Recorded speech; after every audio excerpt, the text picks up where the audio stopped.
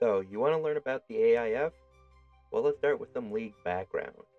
This will be the launch of the third incarnation of the AIF, American Indoor Football, after last season's second incarnation merged with the National Arena League, and the first closure in 2016. Spearheaded by Cedar Rapids River Kings and Coralville Chaos owner Dom Montero, they have garnered some credibility, though, by naming former Champions Indoor Football Commissioner Mike McCoy as their own. Despite this, though, they have only been able to add one other team to the league, other than Montero's two, the West Michigan Ironmen. Founded in 2012, the original Cedar Rapids River Kings were a victim of COVID, not returning after the canceled 2020 Indoor Football League season. That was until the new River Kings emerged in the 2024 relaunch of the AIF, playing 2 games as a league member, both losses, before dropping out for an independent slate, spanning games against semi-pro teams, the NAL, and even 2 against the 2024 Arena Football League relaunch. Finishing the season with a 4-5 record, they look to take the next step this season. They hired new head coach Mike Coleman, who has previous experience from a stint with the CIF's Wyoming Mustangs.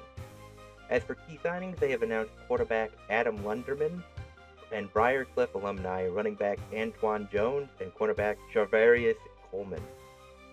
The Coralville Chaos are an entirely new entity and will be playing in their inaugural season, and they are the area's first indoor football team, though they are not in a football desert as they are a suburb of Iowa City. They will be led by head coach Kurt Williams, most recently the special teams coach of the Washington Wolfpack, then of the AFL, now Arena Football 1. Perhaps their biggest signing comes by way of defensive back Alain Lorminiere, a longtime indoor football veteran. Under center, they have signed Maurice Jones, an experienced indoor quarterback, and wide receiver Matthew Lohr out of the German Football League. Lastly, we have the West Michigan Ironmen. Founded in 2016, they are the league's most prestigious member, playing in the final championship game of the original AIF in their inaugural season. Hailing from Muskegon, the Ironmen have been on quite the journey as a franchise, moving to the CIF in its second season, though struggling in the larger league, and sustaining the franchise's sole losing season, going 4-8.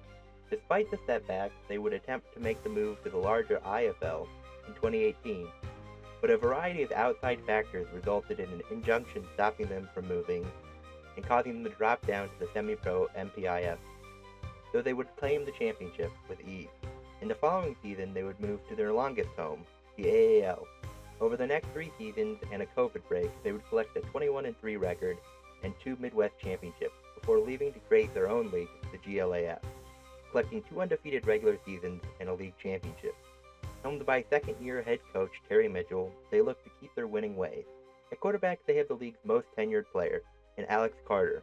The West Michigan legend will be heading into his 10th season with the team, but his legend status dates back to his time as a West Michigan Bronco, when he racked up nearly 9,000 yards and over 70 touchdowns, even securing a second-team All-MAC selection his junior season, and after that being rostered in both the AFL and the Canadian Football League.